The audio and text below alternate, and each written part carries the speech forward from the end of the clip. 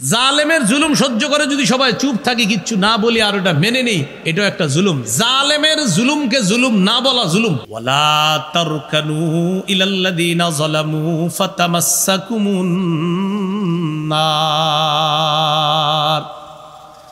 আল্লাহ তাআলা বলেন, তোমরা জালেমদের প্রতি অনুরক্ত হয়ে পড়ো না, ঝুঁকে পড়ো না, তাহলে আগুন তোমাদেরকে স্পর্শ করবে। জালেমদের প্রতি ঝুঁকে পড়ার অর্থ হলো, মুফাসসিরিন কেরাম বলেন, জালেমের দুই চারটা ভালো কাজ দেখে তার প্রশংসায় তাকে বন্যায় ভাসায় দিবা না। জালেমের দুই চারটি ভালো কাজ দেখে তাকে প্রশংসা করে প্রশংসার বন্যায় ভাসিয়ে দিবা না। জালেমের প্রতি ঝুঁকে পড়ো না মানে জালেমের দুই চারটা ভালো কাজ দেখে আপনি জালেমকে প্রশংসা করে বন্যায় ভাসিয়ে দিবেন না।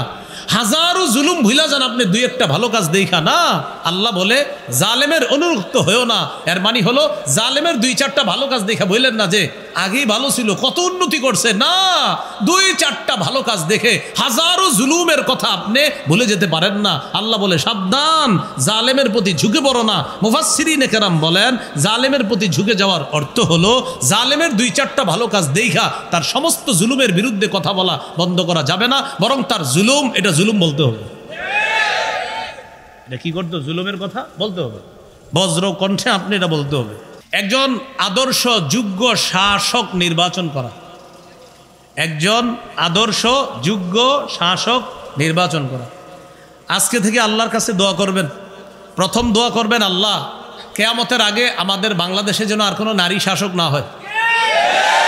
এটা প্রথম দোয়া করবেন। এটা যেই পার্টি হন আপনি এটা দোয়া এই জন্য করবেন, রাসূল সাল্লাল্লাহু আলাইহি সাল্লাম বলেছেন, লা ইউফলিহা কওমুন ওয়াল্লাহু আমরাহুম ইমরাআ। ওই জাতি কিছুতেই সফল হবে না যেই জাতি তাদের নেতৃত্বে কোনো নারীকে বসায়। তাহলে এই জন্য এই দোয়াটা করতে হবে যে আল্লাহ কিয়ামতের আগে যেন আর কোনো নারী শাসক না হয়।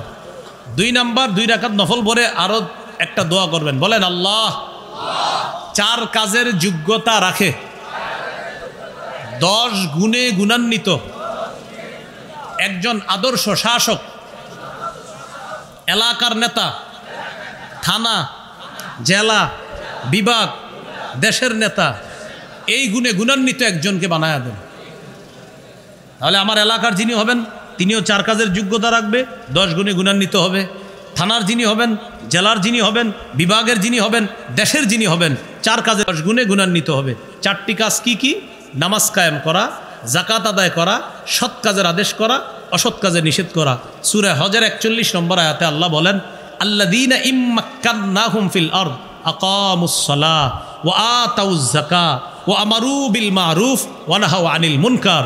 আমি যাদেরকে রাষ্ট্র ক্ষমতায় বসাই তাদের মৌলিক কাজ হবে 4টি। 1 নাম্বার নামাজ কায়েম করবে, 2 নাম্বার জাকাত প্রতিষ্ঠিত করবে, 3 নাম্বার সৎ কাজের আদেশ করবে, 4 নাম্বার অসৎ কাজের নিষেধ করবে। 10 গুণে গুণান্বিত হবে। 1 নম্বর গুণ, মুসলিম শাসক যিনি হবেন, মুসলমানদের নেতা যিনি হবেন, তিনি আল্লাহমুখী হবে। বলেন কি মুখী হবে?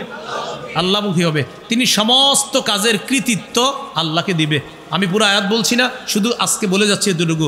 সূরা নামলের 15 থেকে 19 নম্বর আয়াত পড়লে বোঝা যাবে, সুলাইমান নবী এত বড় রাজত্ব পাওয়ার পরেও, সমস্ত রাজত্ব পাওয়ার পরেও উনি আল্লাহকে বলতেছে, আল্লাহ আমাকে তৌফিক দেন, আমি যেন আপনার দেয়া নেয়ামতের প্রশংসা করতে পারি, আমি যেন শুকরিয়া আদায় করতে পারি। সুলাইমান নবীরে আল্লাহ যে রাজত্ব দিছে, সূরা আম্বিয়ার 81 নম্বর আয়াতে আছে, ওয়ালি সুলাইমানা রিহা আসিফাতান তাজরি বিআমরিহি ইলাল আরদিল্লাতী বারাকনা ফিহা। আমি সুলাইমানের জন্য বাতাসকে বশীভূত করে দিলাম। এই বাতাস সুলাইমান নবীর আদেশে চলতো। সুলাইমান নবী বলতেন, আমি অমুক জায়গায় যাব, মুহূর্তের মধ্যে বাতাস 1 মাসের দূরত্বে তার সিংহাসন পৌঁছায় দিত। তাহলে যেই নবীরে আল্লাহ বাতাসের উপর রাজত্ব দান করলেন, এই নবী কেমন অবস্থা? তো সুলাইমান নবীর ব্যাপারে আল্লাহ বলেন যে সুলাইমান নবী এমন, সূরা সদের 30 নম্বর আয়াতে আছে, ওয়াহাবনা লি দাউদা সুলাইমান নি'মাল আবদু ইন্নাহু আওয়াব। আমি দাউদকে সুলাইমান নামে একটা ছেলে দান করলাম। এই সুলাইমান নবী আওয়াব, বারবার আমার কাছে ফিরে আসে, আল্লাহর কাছে ফিরে আসে। তাকে যত রাজত্ব দেই সে তত বেশি আমার দিকে ঝুঁকে পড়ে। তাহলে মুসলিম শাসকের 1 নম্বর গুণ হবে, উনি ক্ষমতা পেয়ে উনি তত বেশি কার দিকে ঝুঁকবে? আল্লাহর দিকে ঝুঁকবে। এই জন্য বিষয়টা যেন এমন না হয় যে আপনাদের দায়িত্ব নেওয়ার আগে মাথায় টুপি, হাতে তাসবিহ, আর বললাম ঠিক আছে, এরপরে আবার ঘটনা ঘটে যাওয়ার পরে আবার টুপি কোথায় গেল, তাসবি কোথায় গেল, এরকম যেন না হয়। এরকম যেন কি না হয়, না হয়। খুব মনে রাখা। আল্লাহ আমাদেরকে বুঝার তৌফিক দান করেন। 2 নম্বর গুণ হবে, তিনি ইনসাফ প্রতিষ্ঠিত করবে। ইনসাফ প্রতিষ্ঠিত করবে। সূরা সদের 26 নম্বর আয়াতে আছে, আমি দাউদকে দুনিয়াতে খলিফা বানাইলাম। আমি দাউদ নবীকে বললাম, ও দাউদ, আপনি ইনসাফের সাথে বিচার করবেন।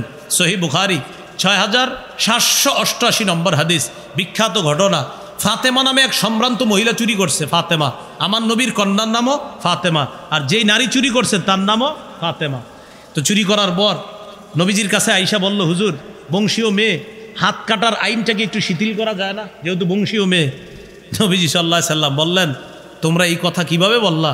আল্লাহর কসম, আজকে যদি ওই ফাতেমা চুরি না করে, আমার কন্যা ফাতেমা চুরি করত, আমি নবী মুহাম্মদ আমার কন্যা ফাতেমার হাত কেটে দিতাম।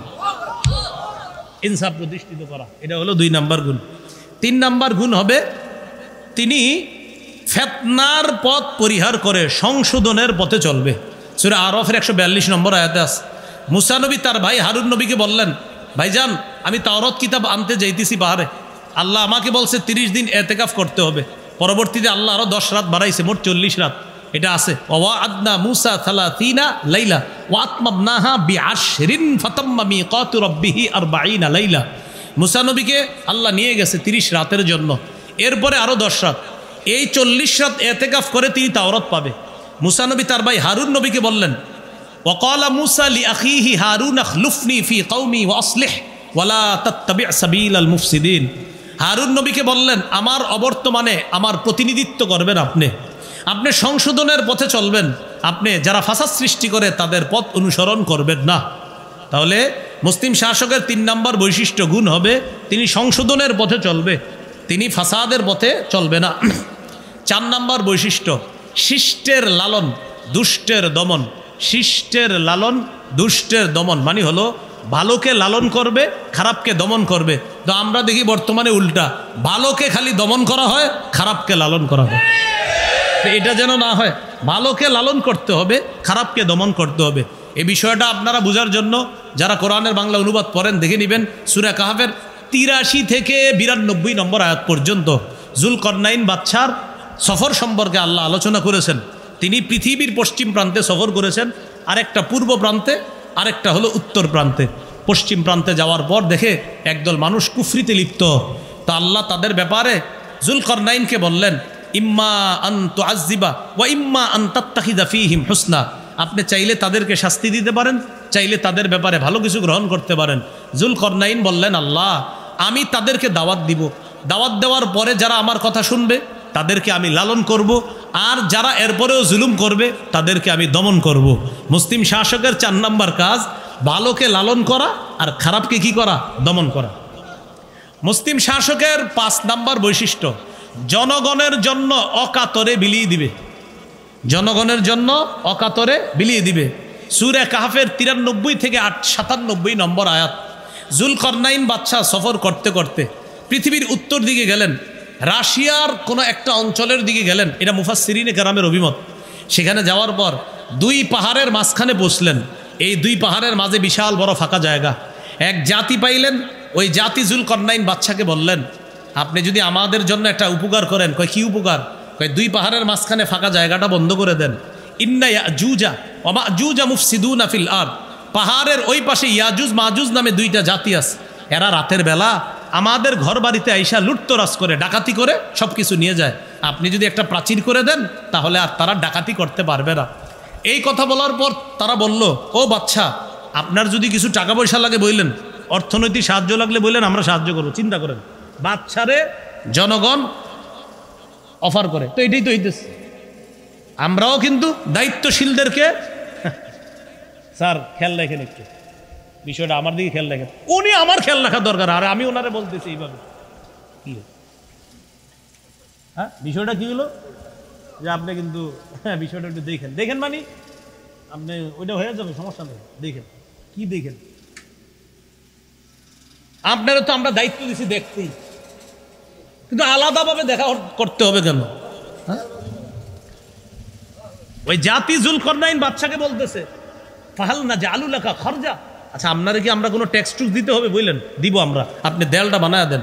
বাদশাহ জুলকরনাইন বললেন, না না, আল্লাহ আমারে যা দিছে অনেক দিয়েছে, তোমরা কিচ্ছু দেওয়া লাগবে না, এই দেয়াল করতে যা যা প্রয়োজন সব আমি নিজেই ব্যবস্থা করব। এই হলো মুসলিম শাসকের 5 নম্বর বৈশিষ্ট্য, জনগণের জন্য অকাতরে বিলিয়ে দেওয়া। বাস্তবিকই তিনি দেয়াল করে দিয়েছেন, সেখানে আপনার লোহার পাত দিয়ে আর গলিত সীসা ইত্যাদি দিয়ে তিনি সুন্দর দেয়াল করে দিয়েছিলেন। 6 নম্বর গুণ, মুসলিম শাসক জনগণের জন্য কিছু করতে পারলে সমস্ত কৃতিত্ব আল্লাহকে দিবে। সূরা কাহাফের 98 নম্বর আয়াতে আছে, হাদা রাহমাতুম মির রব্বি। বাদশাহ জুলকরনাইন কিছু করতে পেরে বললেন, এটা আমার রবের দয়া, এটা আমি কিচ্ছু না, আমার রবের দয়া। এই জন্য কিছু কইরা এটা না বলা, আমি আপনাদের জন্য এই করেছি সেই করেছি এটা না বলা, বরং আমার রব আল্লাহ আমাকে দায়িত্ব দিয়েছেন আপনাদের জন্য কিছু করার জন্য, তাই রবের দয়ায় কিছু করতে পারছি, এটা বলা। 7 নাম্বার, রক্ষণাবেক্ষণের কাজে মুসলিম শাসক যিনি, তিনি যথেষ্ট পারদর্শী হতে হবে। অর্থনৈতিক বিষয়ে পারদর্শী হওয়া। সূরা ইউসুফের 55 নম্বর আয়াত, ইউসুফ নবী ওই যুগের বাদশাকে বললেন, ইজআলনি আলা খাজাইনিল আরদ, আমাকে খাদ্য মন্ত্রণালয়ের দায়িত্ব দিয়ে দেন। আমাকে দায়িত্ব না দিলে আমানতের খেয়ানত হবে, সব লুটপাট করেই খাদ্য নিয়ে যাবে। আমাকে দায়িত্ব দেন, এই বিষয়ে আমার জ্ঞান আছে, আমার দ্বারা লুটপাট হবে না। তাহলে 7 নম্বর গুণ হবে, যিনি রক্ষণাবেক্ষণের কাজে পারদর্শী হবে এবং তার দ্বারা জনগণের কোনো সম্পদ লুটপাট হবে না, এটা হলো 7 নম্বর বৈশিষ্ট্য। তো তিনি বললেন, ইজআলনি আলা খাজাইনিল আরদ ইন্নী হাফিজুন আলিমুন, আমি সংরক্ষণকারী, আবার অর্থনৈতিক বিষয়ে আমার যথেষ্ট জ্ঞান আছে। 8 নম্বর বৈশিষ্ট্য মুসলিম শাসকের, এটা আমার সাথে বলেন 2 বার, জোরে জোরে বলেন, ঘুষ গ্রহণ করবে না। আবার বলেন, আরো জোরে বলেন, হয় না, আরো জোরে। এটা আমাদের যিনি হবে দায়িত্বশীল তার গুণ হবে এটা, উনি ঘুষ গ্রহণ করবে না। সূরা নামলের 35-36 নম্বর আয়াত, রানী বিলকিস সুলাইমান নবীর কাছে হাদিয়া পাঠাইছে। কি পাঠাইছে? আসলে ওর উদ্দেশ্য হাদিয়া ছিল না। রানী বলতেছে কি, দাঁড়াও, সর্বশেষ তার সাথে মনে হয় পারা যাবে না, দেখি একটু হাদিয়া পাঠাই। যদি দেখি হাদিয়া গ্রহণ করে, তখন আমি বলবো আপনি আপনার মতো ভালো থাকেন, আমি আমার রাজত্ব নিয়ে ভালো থাকি, আমি এখানে রানীগিরি করব, আর আপনি আপনার রাজত্বে রাজা। যদি হাদিয়া গ্রহণ করে, তার মানে ওটা হাদিয়া ছিল না, হাদিয়ার নামে ঘুষ ছিল। রানী বিলকিস বলতেছে, ইন্নী মুরসিলাতুন ইলাইহিম বিহাদিয়া, আল্লাহ তাআলা রানীর ভাষাটা কোরআনে আনছে, আমি সুলাইমান নবীর কাছে হাদিয়া পাঠাবো। ফানাযিরাতুম বিমা ইয়ারজিউল মুরসালুন, দেখবো যাদেরকে দিয়ে পাঠাবো তারা কি নিয়ে আস। তো উপঢৌকন নিয়ে গেছে, ঘুষ নিয়ে গেছে। সুলাইমান নবীর কাছে যাওয়ার পর বলতেছে, আপনাকে রানী পাঠাইছে। সুলাইমান নবী বললেন, রানী পাঠাইছে না? হ্যাঁ। তুমি দুনানি বিমাল, সম্পদ দিয়ে আমার সহযোগিতা করতে চাও? ফামা আতানি আল্লাহু খায়রুম মিম্মা আতাকুম, আল্লাহ তোমাদেরকে যা দিয়েছে, আমাকে যা দিয়েছে, তোমাদের চাইতে 1000 গুণ বেশি দামি জিনিস আমাকে দিয়েছে। আমার এইগুলা দিয়ে নরম করা যাবে না। রানীরে বলো এই শিরিক ছাইরা জনগণ নিয়ে সারান্ডার করতে বলো। রানী বুঝতে পারছে ঘুষ দিয়ে তাকে কাবু করা যাবে না। রানী সুলাইমান নবীর কাছে আসছে, আসার পর বলতেছে, ইন্নী আসলামতু মা সুলাইমানা লিল্লাহি রাব্বিল আলামিন, আমি সুলাইমান নবীর সাথে রবের কাছে আত্মসমর্পণ করে দিলাম। তাহলে মুসলিম শাসকের 8 নম্বর বৈশিষ্ট্য গুণ হবে, তিনি ঘুষ গ্রহণ করবে না। 9 নম্বর, তিনি আমানতদার হবে। কি হবে? আমানতদার। সূরা নিসা 58 নম্বর আয়াতে আল্লাহ বলেন, ইন্নাল্লাহা ইয়া'মুরুকুম আন তুআদ্দুল আমানাতি ইলা আহলিহা, আল্লাহ তোমাদেরকে আদেশ করেন আমানত যথাযথ জায়গায় পৌঁছে দেওয়ার জন্য। এবার আমার সাথে একটু বলেন, যোগ্য ব্যক্তিকে যোগ্যতার আসনে বসানো আমাদের জন্য আমানত। যোগ্য ব্যক্তি যোগ্যতার আসনে বসে আমাদের অধিকারগুলো বাস্তবায়ন করা তার জন্য আমানত। তাহলে আমরা যোগ্য ব্যক্তিকে বসানো আমাদের জন্য আমানত, আর যোগ্য ব্যক্তি আমাদের জন্য কিছু করা এটা তার জন্য আমানত। এই হলো 9 নম্বর। সর্বশেষ 10 নম্বর, কোরআন সুন্নাহ অনুযায়ী বিচার করবে। যেহেতু এখন সব মুসলমানদের অধীনে, তো কোরআন সুন্নাহ অনুযায়ী বিচার করবে। সূরা মাইদার 48 থেকে 50 নম্বর আয়াতে আছে, দেখবেন ওই আয়াতে আল্লাহ তাআলা বলেন, আপনি কোরআন অনুযায়ী যা আপনার প্রতি নাজিল করেছি এই অনুযায়ী আপনি বিচার করবেন। শেষের দিকে আছে, আফা হুকমাল জাহিলিয়াতি ইয়াবগুন ওমান আহসানু মিনাল্লাহি হুকমাল লিকৌমি ইউকিনুন। এরা জাহিলি যুগের আইন চায়, এরা মূর্খদের আইন চায়, তারা জাহিলি যুগের আইন কামনা করে। আফা হুকমাল জাহিলিয়াতি ইয়াবগুন, তারা কি জাহিলি আইন কামনা করে? ওমান আহসানু মিনাল্লাহি হুকমান লিকাউমি ইউকিনুন, যারা বিশ্বাসী তাদেরকে জানায়া দেন তাদের জন্য আল্লাহর চাইতে শ্রেষ্ঠ বিচারক আর কে হতে পারে, আল্লাহর চাইতে শ্রেষ্ঠ বিধানদাতা আর কে হতে পারে, আল্লাহর চাইতে উত্তম বিচার আর কার বিচার হতে পারে? বলেন কার বিচার উত্তম? শ্রেষ্ঠ বিধানদাতা কে? আল্লাহ। আহকামুল হাকিমিন কে? এ হলো 10টা গুণ বললাম, আর 4 কাজের যোগ্যতা রাখে। মনে আসেনি? কি মনে আছে? মুসলমানের উত্তরণের উপায় নাম্বার 15 চলতেছে, ভুলে গেছেন? উত্তরণের কত নম্বর উপায় চলতেছে? 15 নম্বর উপায় কি? একজন যোগ্য শাসক নির্বাচন করা, যার 4 কাজের যোগ্যতা থাকবে আর 10টি গুণে গুণান্বিত হবে। 16 নম্বর, শুরা ব্যবস্থা বা পরামর্শ ব্যবস্থার গুরুত্ব বাড়ানো। শুরা ব্যবস্থা মানে পরামর্শ করে কাজ করার এই ব্যবস্থাগুলা বাড়ানো। শুরা ব্যবস্থার এটার গ্রহণযোগ্যতা বাড়াইতে হবে। এখানে অনেক আলেমরা আছেন, আপনারা মসজিদে সাধারণ জনগণকে একটু শুরা ব্যবস্থার গুরুত্বগুলো বুঝাই দিবেন, যে মাশওয়ারা করে পরামর্শ করে কাজ করার মধ্যে কি কি উপকারিতা আছে এই বিষয়গুলা বুঝাই দেওয়া। শুরা ব্যবস্থার গ্রহণযোগ্যতা আবার ফিরিয়ে আনার চেষ্টা করা। খলিফা নির্বাচনের 4টা পদ্ধতি ছিল আপনার। প্রথম পদ্ধতি ছিল ইঙ্গিত। আবু বকর সিদ্দিক রাদিয়াল্লাহু তাআলা আনহু খলিফা হয়েছেন নবীর ইঙ্গিতে। 2 নম্বর পদ্ধতি ছিল জীবিত খলিফা পরবর্তী খলিফার নাম ঘোষণা করে যাবে। আবু বকর সিদ্দিক রাদিয়াল্লাহু তাআলা, ওমর ফারুক রাদিয়াল্লাহু তাআলা আনহুর নাম ঘোষণা করে গেছে।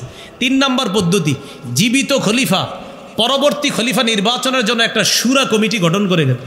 হযরত ওমর 6 জনের একটা শুরা সদস্য গঠন করে গেছে। তাদেরকে বলছে, আমি চলে যাওয়ার পর তোমরা 6 জনে একজন খলিফা বানাবা। আর 4 নম্বর পদ্ধতি, জনগণের মধ্যে অভিজ্ঞ কিছু ব্যক্তি এক ব্যক্তির হাতে গিয়ে বায়াত হবে, তখন জনগণ তাকে খলিফা হিসাবে মেনে নেবে। এই 4 পদ্ধতি ছিল। তো এর মধ্যে একটা ছিল শুরা পদ্ধতি। কি পদ্ধতি? মানে পরামর্শ ভিত্তিক কাজ করা, এটা ছিল। তো এই শুরা পদ্ধতিটার গ্রহণযোগ্যতা আবার ফিরিয়ে আনা, জাতির সামনে বোঝানোর চেষ্টা করা। সর্বশেষ 17 নাম্বার, বলেন শত্রুকে শত্রু হিসাবে গ্রহণ করা, বন্ধু বানানো যাবে না। এটা হলো 17 নাম্বার। এটাই সর্বশেষ আজকে বললাম। আল্লাহ তাআলা সূরা মাইদার 51 নম্বর আয়াতে বলেন, ইয়া আইয়ুহাল্লাযীনা আমানু লা তাত্তাখিযুল ইয়াহুদা ওয়ান নাসারা আউলিয়া, হে ঈমানদারগণ, ইহুদি খ্রিস্টানদেরকে তোমরা অভিভাবক রূপে গ্রহণ করো না, বন্ধু রূপে গ্রহণ করো না। 17টা উপায় বললাম মুসলমানদের বর্তমান পরিস্থিতি থেকে উত্তরণের। মন দিয়ে শোনেন, আমি একবারে 17টা আবার বলি। 1 নাম্বার, ঈমানি শক্তি অর্জন করা। 2 নাম্বার, ইসলামে পরিপূর্ণ রূপে প্রবেশ করা। 3 নাম্বার, দ্বীনের সঠিক জ্ঞান অর্জন করে সেই অনুযায়ী আমল করা। 4 নাম্বার, দ্বীনের সঠিক জ্ঞান যেটা অর্জন করলাম সেটা অন্যের কাছে প্রচার করা। যেমন আজকে আমি যা বললাম, যতটুকু মুখস্থ থাকবে, যা আপনার মধ্যে যতটুকু এই মুহূর্তে আছে, যাইতে যাইতে আরও কয়েকজনকে বলার চেষ্টা করা। 5 নাম্বার, আল্লাহর কাছে সাহায্য পাইতে চাইলে আল্লাহর দ্বীনকে সাহায্য করা। 6 নাম্বার, আল্লাহর কাছে সাহায্যের জন্য দোয়া করা। 7 নাম্বার, ভরসা করে ধৈর্যের সাথে সাহায্যের অপেক্ষা করা। 8 নাম্বার, মুমিন আমরা যারা পরস্পর ভ্রাতৃত্বের সম্পর্ক জোরদার করা। 9 নাম্বার, পারস্পরিক ঝগড়া কমিয়ে আন্তরিকতা বাড়ানো। ওই যে 4 জনে এক দলে ছিলাম, এই এক দলেই থাকার চেষ্টা করা, আলাদা না হওয়া। তো এরপর আমরা বলছিলাম, আলাদা হইল যদি কিছুদিনের জন্য এক হওয়া যায় তাহলে বাতিলদের খবর আছে, ঠিক না? এক হওয়া। 10 নাম্বার, পৃথিবীর কোথাও একজন মুসলমান আক্রান্ত হলে আমরা সবাই তার ব্যথায় ব্যতীত হওয়া। 11 নাম্বার, নির্যাতিত মুসলমানদের জন্য অর্থনৈতিক সহায়তার ব্যবস্থা করা। 12 নাম্বার, জুলুমের বিরুদ্ধে বজ্র আওয়াজ ওঠানো। 13 নাম্বার, বিলাসী জীবন বর্জন করা। 14 নাম্বার, অধিকার আদায়ের লড়াই অব্যাহত রাখা। এটা জানি কি? মাশাআল্লাহ, কি জানি এটা? জিহাদ। 15 নাম্বার, একজন যোগ্য আদর্শ শাসক নির্বাচন করা। 4 কাজের যোগ্যতা রাখে, 10 গুণে গুণান্বিত এমন একজন আদর্শ নেতা আমরা চাই, এটা আল্লাহর কাছে দোয়া করা। 16 নাম্বার, শুরা ব্যবস্থার গুরুত্ব, এটা জাতিকে বোঝানোর চেষ্টা করা। 17, শত্রুকে শত্রু মনে করা, বন্ধু মনে না করা। আল্লাহ আমাদের সকলকে কথাগুলা মনে রেখে বুঝে শুনে আমরা যেন আমল করতে পারি। আমরা যেন এই ভুল ভ্রান্তিগুলা যেগুলো আমাদের মধ্যে আছে এগুলা ছেড়ে দিয়ে আমরা যেন ইমানি বলে বলিয়ান হতে পারি। আল্লাহ তৌফিক দান করেন। 5,000 একটা ঘোষণা।